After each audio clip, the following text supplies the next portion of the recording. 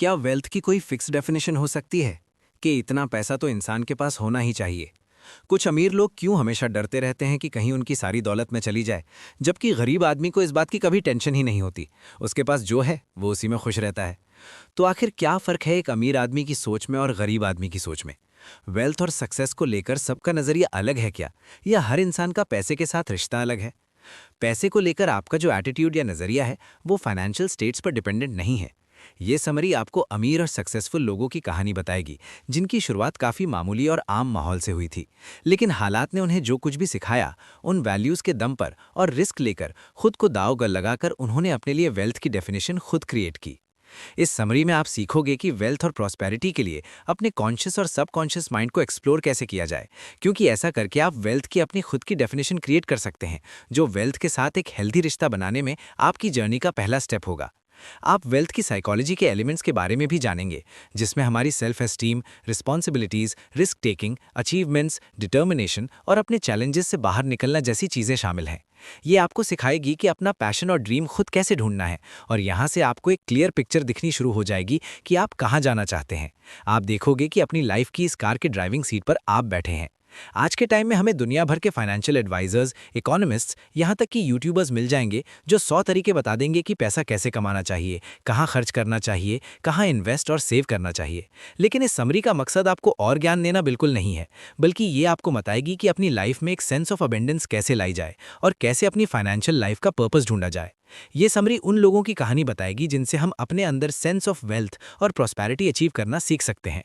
तो क्या अब आप पैसे को समझने और उसके साथ अपना रिश्ता बदलने के लिए तैयार हैं? अगर हाँ, तो ये समरी आपको एक अमीर और भरा पूरा लाइफ एंजॉय करने में मदद करेगी। How do we define wealth? पैसों की साइकोलॉजी की शुरुआत हमारे बचपन में ही हो जाती है, जो हमें अपनी फैमिली से वैल्यूज़ और प्रिंसिपल्स द्वारा मिलते हैं। अगर देखा जाए तो असल में ये बेहद इंपॉर्टेंट फैक्टर्स हैं, जो एक बच्चे के दुनिया को देखने के नज़रिए को शेप देने में हेल्प करते हैं। पैसों की असली साइकोलॉजी ये नहीं है कि कोई बच्चा कितने बड़े घर में रहता है या कितनी बड़ी गाड़ी में स्कूल जाता है। पैसों की असली साइकोलॉजी किसी इंसान के फाइनेंशियल स्टेट्स, उसके हालात या एसेट्स पर बेस्ड नहीं है, बल्कि उसके पर्सनल वैल्यूज़ पर बेस्ड है, यानी वो किस तरह के माहौल में बड़ा हुआ है। लेटिसिया सैन मिगेल एक ऐसी फैमिली से थी जो उसके अंदर बचपन से ही सेल्फ वर्थ यानी खुद की अहमियत को समझने की भावना पैदा करने को इंपॉर्टेंस देती थी। उसे कई मौक़ों पर यह सुनने को मिलता था कि तुम ये नहीं कर सकती हो या वो नहीं कर सकती हो क्योंकि तुम एक लड़की हो। लेकिन लेटिसिया ने रिस्क लिया और हमेशा खुद पर भरोसा करती रही। अपने हार्डवर्क और फोकस के दम पर उसे यकीन हो गया था कि वो चाहे तो कुछ भी कर सकती है, और अपनी हर अचीवमेंट के साथ उसके अंदर कॉन्फिडेंस और सेल्फ वर्थ की भावना बढ़ती चली गई। लेटिसिया के सक्सेस उसकी फाइनेंशियल वेल्थ से नहीं, बल्कि उसके स्ट्रॉन्ग सेल्फ वर्थ की फीलिंग से बनी थी। वो उन लोगों में से नहीं है जो अपनी खुशियों, अपने सपनों के लिए कुर्बानी देते हैं।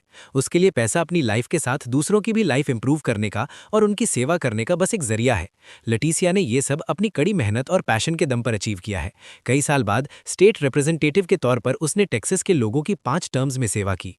ऐसा ही सबके साथ होना चाहिए। सबको खुद अपने लिए पैसों को डिफाइन करने का मौका मिलना चाहिए, और ये हम तब कर पाएंगे जब हम पैसों को लेकर अपने कॉन्शियस और सबकॉन्शियस थॉट्स को चेक करेंगे। इंसानों में जो इतनी डाइवर्सिटी है, उसके हालात, बैकग्राउंड, वैल्यूज़, उसकी अपब्रिंगिंग और उसके सपने, ये सब मिलाकर फाइनेंशियल सक्सेस को लेकर एक सिंगल अप्रोच बनाना ना सिर्फ नामुमकिन है बल्कि बेतुका भी है। जितना बेस्ट आप अपनी सक्सेस डिफाइन कर सकते हो, उतना और कोई नहीं कर सकता। फाइनेंशियल एसेट्स वेल्थ को मेजर करने का सही तरीका नहीं है, बेशक सोसाइटी आपको ये मानने के लिए मजबूर करती रहे। इसके मायने अपने एसेट्स की अकाउंटिंग करने से कहीं ज्यादा है। इसे हम लॉटरी विनर्स का एग्जाम्पल लेकर बेहतर तरीके से समझ सकते हैं। साइकोलॉजी ऑफ वेल्थ की नॉलेज ना होने की वजह से कितने ही लॉटरी जीतने वाले लोग दिवालिया हो चुके हैं। जो लॉटरी विनर्स किसी तरह अपनी कमाई बचाने में कामयाब रहे और अपना पैसा ग्रो करने का तरीका निकाल पाए, असल में उनके अंदर लॉटरी जीतने से पहले ही एक सॉलिड इमोशनल फाउंडेशन थी। आज न जाने कितने ही लोग अपनी लाइफ से दुखी हैं और पैसे की कमी के लिए हालात का रोना रोते हैं। अगर कभी उनकी लॉटरी लग जाए तो उन्हें लगता है सब परफेक्ट हो जाएगा, अब उनके सारे सपने पूरे होंगे और लाइफ एकदम स्मूथ चलेगी। लेकिन लाइफ कभी परफेक्ट नहीं होती। यहाँ तक कि अमीर से अमीर लोग भी प्रॉब्लम और चैलेंजेस फेस करते हैं। उतार चढ़ाव सबकी लाइफ में आते हैं, फिर चाहे आप कितने ही स्मार्ट या किस्मत वाले क्यों ना हो। अगर आप इस माइंडसेट के साथ इन मुश्किलों को फेस करते हैं कि आप कभी हार नहीं सकते हो या दौलत से कभी खाली नहीं हो सकते, तो यकीन मानिए आप चाहे जो भी कर लें पर दिवालिया होने से बच नहीं सकते। लेकिन अगर आप इन मुसीबतों का सामना एक क्लियर हेड के साथ करते हो, बिना किसी घमंड के, तब जाकर आप असली प्रॉस्पेरिटी अचीव कर पाएंगे। रिस्क और फेलियर लोगों को ग्रेट प्रॉस्पेरिटी अचीव करने से रोक नहीं सकता। अगर प्लान ए काम नहीं कर रहा तो अल्फाबेट में और भी लेटर हैं ट्राई करने के लिए। अपने गोल्स तक पहुंचने के लिए और अपने ड्रीम्स पूरे करने के लिए वो किसी भी हद तक जा सकते हैं। उनका फर्स्ट स्टेप होता है वेल्थ और सक्सेस के लिए अपनी खुद की डेफिनेशन डिसाइड करना। वेल्थ का डेफिनेशन कभी एक सा नहीं रहता, बल्कि लगातार बदलता रहता है। टाइम के साथ साथ अच्छी जिंदगी के लिए हमारा स्टैंडर्ड भी काफ़ी चेंज होता रहा है और बीते कुछ दशकों से तो इसमें काफ़ी बदलाव आए हैं और ये बदलाव अभी भी जारी है। आज जो चीज़ें हमारे लिए लग्जरी में शुमार हैं, कल को वही ज़रूरत का सामान बन जाएंगी। इसलिए हम फिर से यही कहेंगे कि वेल्थ को मेजर करने का स्टैंडर्ड लगातार इवॉल्व हो रहा है। हालांकि इन सारे बदलावों में कॉमन चीज़ एक ही है, एक ज़्यादा बेहतर लाइफ देने की ख्वाहिश। ये अच्छी बात है क्योंकि इससे हमें ये पता लगाने के और भी मौके मिलते हैं कि वेल्थ के लिए हमारा स्टैंडर्ड आखिर है क्या। बेसिक ज़रूरतों के ज़माने में किसी इंसान की वेल्थ और सक्सेस को इस चीज़ से तौला जाता था कि उसके पास कितनी ज़मीन और खेती बाड़ी है। उस वक्त किसी इंसान की ज़मीन जायदाद से ही उसकी हैसियत का अंदाज़ा लगाया जाता था। ज़्यादा ज़मीन का मतलब होता था एक बड़ा घर, अच्छी खेती बाड़ी और दूध देने वाले जानवर। फिर उसके बाद बेसिक कन्वीनियंस यानी सुविधाओं का ज़माना आया, जहां इंसान को लोन मिलने में भी और भी आसानी होने लगी क्योंकि नए नए सोर्सेज अवेलेबल हो गए थे। लोन लेना हमेशा से ही अमीरों के लिए रिजर्व रहा था। ये लोग बड़ी बड़ी इन्वेस्टमेंट करने के लिए पैसा उधार लेते थे और इस इन्वेस्टमेंट के बेसिस पर और ज़्यादा पैसे कमाते थे। लेकिन इकोनॉमिक ग्रोथ के लिए सिर्फ अमीरों को ही नहीं बल्कि आम लोगों को भी लोन दिया जाना चाहिए। बिना लोन के कई लोग कास्ट सिस्टम यानी जाति प्रथा में फंस के रह जाएंगे और शायद इससे कभी बचकर नहीं निकल सकते। तो जैसे जैसे क्रेडिट अवेल करने की फैसिलिटी बढ़ती गई, मिडिल क्लास लोगों का स्टैंडर्ड भी इंप्रूव होता गया। अब मिडिल क्लास आदमी भी लोन लेकर खुद का बिजनेस कर सकता था। कुल मिलाकर ये एक बड़ा रेवोल्यूशन था जिसने सबके लिए प्रोस्पेरिटी के दरवाजे खोल दिए थे। सिंगर सिलाई मशीन ने वर्ल्ड की पहली इंस्टॉलमेंट प्लान निकाली थी। दरअसल कंपनी ने अपना प्रोडक्ट बेचने के लिए एक एडवर्टाइजमेंट निकाली और डॉलर डाउन $1 अ वीक। इस पेमेंट स्कीम के जरिए कोई भी सिंगर सिलाई मशीन आसानी से खरीद सकता था। वैसे भी मिडिल क्लास लोगों के लिए एक साथ पूरा पेमेंट करना उनके बजट से बाहर होता था, इसलिए ये स्कीम उन लोगों के लिए एक गोल्डन चांस था जो खुद का टेलरिंग का काम करते थे या खुद का बुटीक बिजनेस शुरू करना चाहते थे। सिंगर सिलाई मशीन टेलर्स को और भी एफिशिएंट बना देती थी। पहले एक शर्ट को बनाने में 14 घंटे लगते थे, लेकिन सिंगल सिलाई मशीन से 1 घंटे में शर्ट बनकर तैयार हो जाती थी। सिंगर सिलाई मशीन हिट हो गई। इसके बाद कई और घर के प्रोडक्ट बनाने वाली कंपनियों ने भी यही स्ट्रैटेजी फॉलो की। उन्होंने कस्टमर्स को इंस्टॉलमेंट क्रेडिट प्रोग्राम ऑफर करना शुरू कर दिया। लोग सामान लेकर जाते और मंथली बेसिस पर थोड़ा थोड़ा पैसा भरते रहते। इससे हुआ ये कि लोग क्रेडिट पर अपनी ज़रूरतों का हर सामान खरीद लेते थे और इस तरह उनका लिविंग स्टैंडर्ड भी इम्प्रूव होने लगा था। अब क्योंकि रोजगार के नए नए मौके लोगों को मिलने लगे थे, इसलिए लोगों की परचेजिंग पावर भी बढ़ गई थी। आज के टाइम की अगर बात करें तो ज़्यादातर लोगों के पास बेसिक ज़रूरतों का हर सामान है। यहाँ तक कि यूएस सेंसस ब्यूरो ने जिन्हें गरीब करार दिया है, उनके पास भी ज़रूरत की हर चीज़ है। इससे पता चलता है कि बीते कुछ दशकों के मुकाबले आज सोसाइटी में सबका स्टैंडर्ड ऑफ लिविंग इम्प्रूव हुआ है, चाहे वो गरीब हो या अमीर। किसी ज़माने में जो लग्जरी फैसिलिटी एक अमीर फैमिली एंजॉय किया करती थी, उससे कहीं बढ़कर चीज़ें आज आपको एक एवरेज अमेरिकन के घर में मिल जाएंगी। तो यानी यार्डस्टिक या स्टैंडर्ड काफ़ी आगे तक बढ़ गई है। लेकिन क्या प्रॉस्पेरिटी की इस बढ़ोतरी ने हमारे सैटिस्फैक्टरी लाइफस्टाइल की उम्मीदों में गड़बड़ी पैदा की है? ये स्ट्रेच हमारे ग्रो करने और जहां हम हैं वहां से और आगे पहुंचने की इच्छा को दिखाती है। और हो भी क्यों ना, आखिर यही तो इंसान की फितरत है कि वो कभी सैटिस्फाइड नहीं होता। इंसान को आसमान छूने की ख्वाहिश है, लेकिन असली चैलेंज है ज़मीन से जुड़े रहना और अपने सपनों और गोल्स को लेकर अवेयर रहना। हमें आज के इस मीडिया के चकाचौंध से बचकर रहना चाहिए जो हमें ज़्यादा कमाने और ज़्यादा से ज़्यादा खर्च करने का लालच देती है। एक अच्छी, अमीर और भरपूर जिंदगी जीने के लिए हमें कॉन्शियस रहना होगा कि हम कौन हैं और लाइफ से असल में चाहते क्या हैं। ऐसा करने के लिए हमारे अंदर एक स्ट्रॉन्ग सेल्फ एस्टीम की फीलिंग होना ज़रूरी है। कई लोग ये मानते हैं कि सेल्फ एस्टीम पैसे से आती है, लेकिन सच तो ये है कि पैसा भी तभी होगा जब आपके अंदर सेल्फ एस्टीम होगी। रुपए पैसे से अपनी सेल्फ वर्थ तौलने का मतलब है एक ऐसी सीढ़ी पर चढ़ना जिसका कोई अंत नहीं है। आप चढ़ते चढ़ते थक जाओगे, पर यह सीढ़ी कभी खत्म नहीं होगी, यानी आप कहीं नहीं पहुंच पाओगे। सेल्फ वर्थ को वेल्थ से कंपेयर करने वाले लोग लाइफ में हमेशा नाखुश और असंतुष्ट रहते हैं। पैसों की साइकोलॉजी सेल्फ एस्टीम और सेल्फ रिस्पेक्ट की साइकोलॉजी है। सोसाइटी के रूल्स हमें बताते हैं कि वेल्थ का मतलब पैसा और एसेट्स है, लेकिन असल में ये साइकोलॉजिकल वैल्यूज पर डिपेंड करता है। सेल्फ एस्टीम को आप कॉन्शियसनेस का इम्यून सिस्टम मानकर चलो। एक हेल्दी इम्यून सिस्टम होने का ये मतलब नहीं है कि आप कभी बीमार नहीं पड़ोगे, बल्कि आप कम बीमार पड़ोगे, और अगर पड़ोगे भी तो जल्दी ठीक हो जाओगे। इसी तरह स्ट्रॉन्ग सेल्फ एस्टीम हमें अपनी लाइफ की प्रॉब्लम्स फेस करने की हिम्मत देती है। अगर सेल्फ एस्टीम स्ट्रांग होगी तो इंसान साइकोलॉजी ऑफ वेल्थ अचीव कर लेगा, क्योंकि उसके अंदर इतनी मोटिवेशन आ जाएगी कि वो आगे बढ़ने के लिए कोई भी ज़रूरी रिस्क लेने को तैयार हो जाएगा, बेशक उसके रास्ते में कितनी ही रुकावटें हों या उसे बार बार ठोकर लगे। डोनाल्ड ट्रंप ने कहा था कि बेशक उनके पिता बिजनेस करने के लिए पैसा कम छोड़कर गए थे, लेकिन उन्हें एक इंपॉर्टेंट सीख दे गए थे।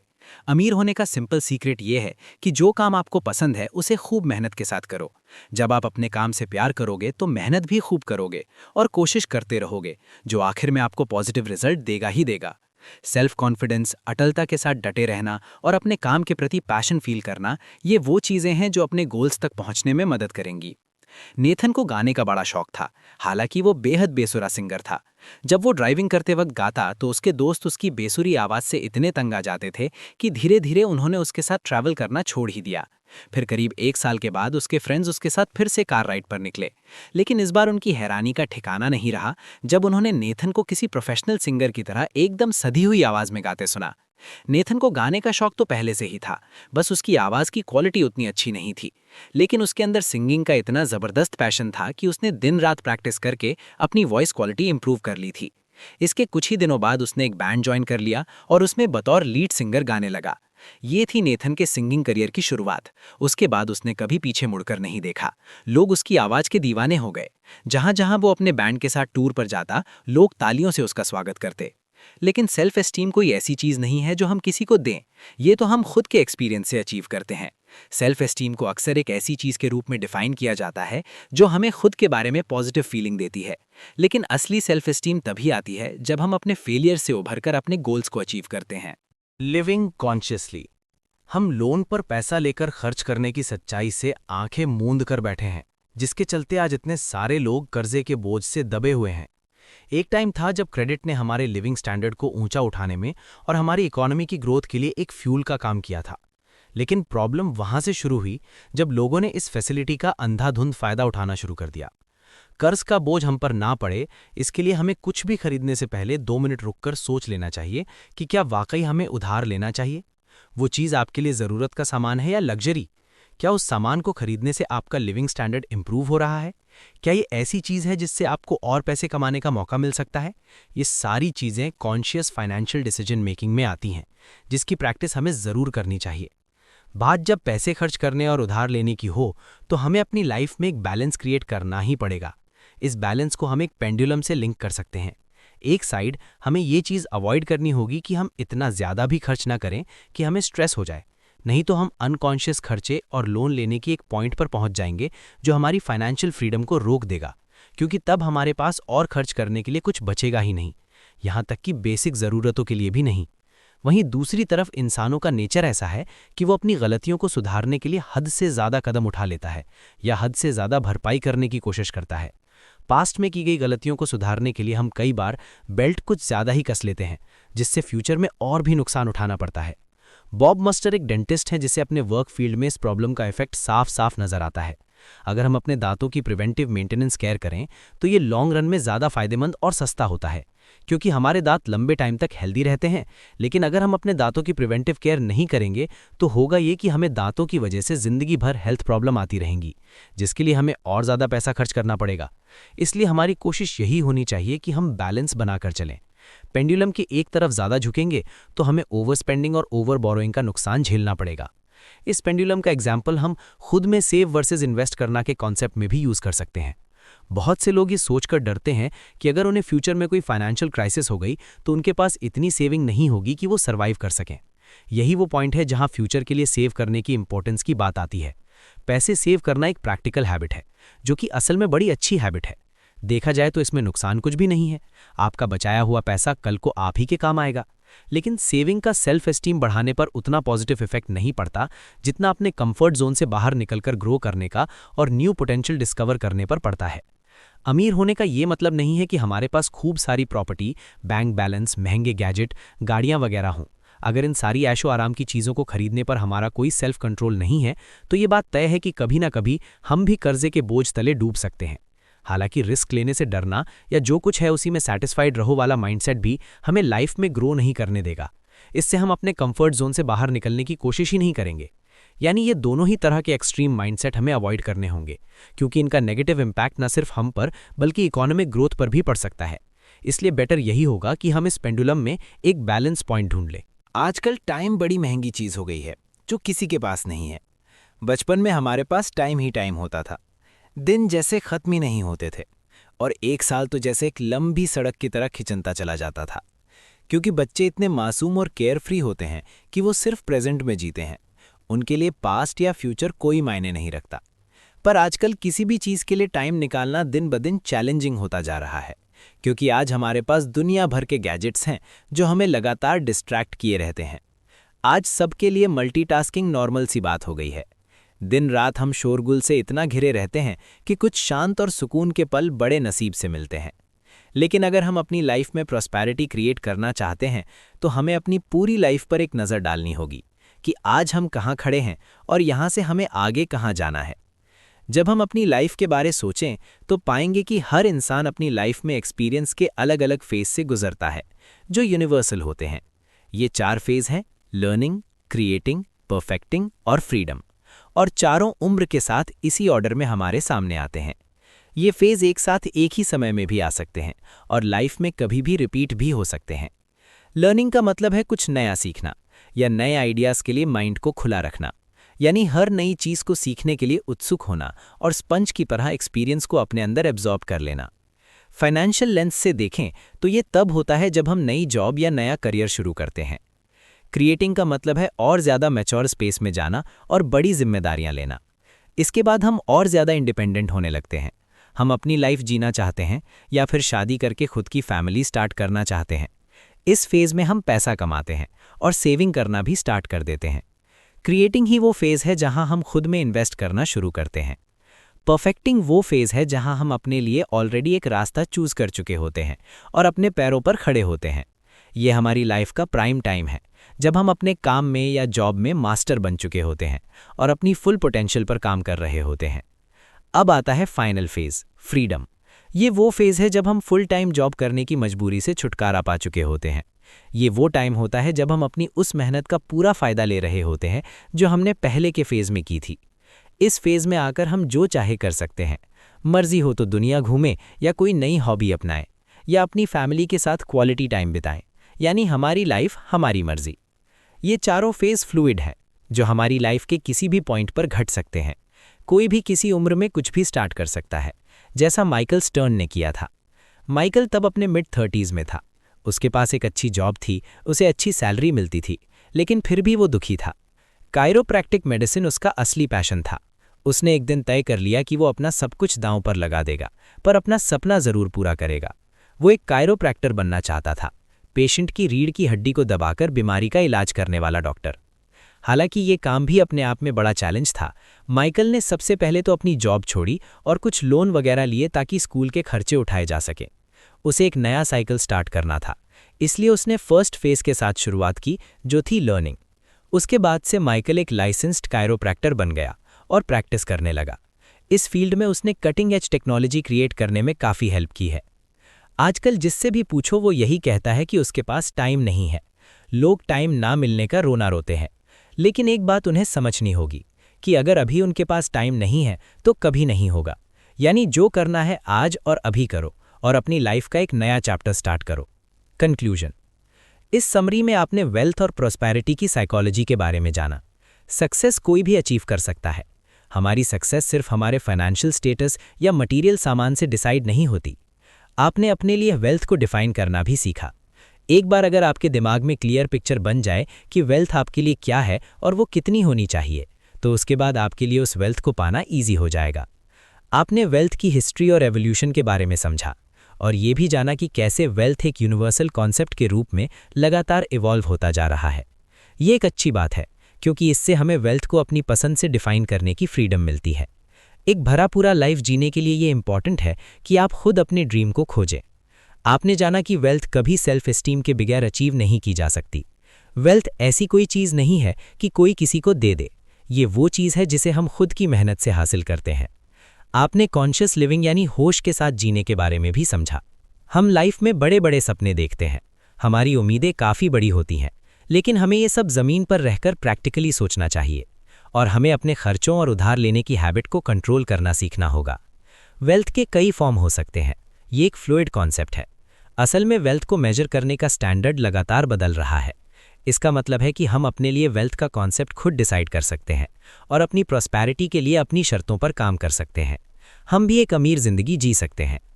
सिर्फ और सिर्फ वेल्थ के पीछे भागने से हमारी लाइफ को कोई वैल्यू या मीनिंग नहीं मिलने वाली और ना ही कुछ अचीव करने की फीलिंग महसूस होगी, बल्कि इसके बजाय अगर हम अपनी लाइफ में एक मीनिंग या कोई ऊंचा मकसद ढूंढने की कोशिश करते हैं, तभी वो हमारे लिए वेल्थ लेकर आता है और हम सच्चे मायनों में अमीर बन सकते हैं।